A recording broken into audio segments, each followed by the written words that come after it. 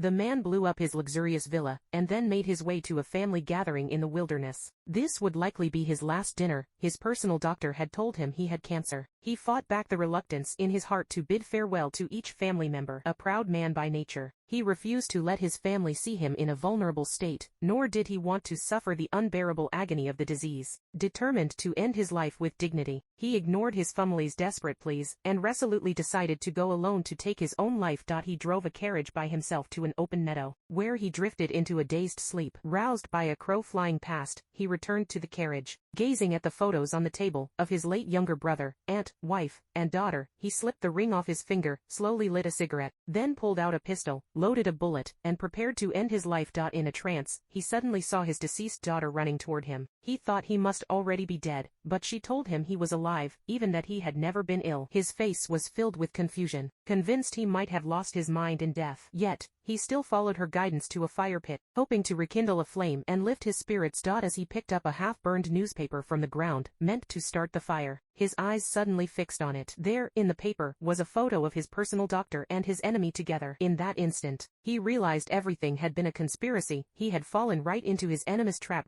Fortunately, his daughter, in this mysterious, otherworldly moment, had saved him. So he went to the doctor's house, lay in wait beside the car, and held the doctor at gunpoint, demanding the truth. Threatened by the barrel of the gun, the doctor finally confessed. The man had never had cancer at all, because he was far too powerful. The only way his enemy could kill him was to trick him into suicide, and this entire scheme had been plotted by the enemy and the doctor, working hand in hand. The doctor had assumed he would die that day, now that the truth was exposed. But the man was tired of endless scheming and endless fighting. As the sound of church bells rang out, he glanced at his pocket watch, praying that this new hour would bring an end to all war. He pulled the trigger, not at the doctor, but at the ground beside him. Yes, he had spared the doctor, and in doing so, he had spared himself. Putting away his gun, he walked out the door, and toward a future of peace.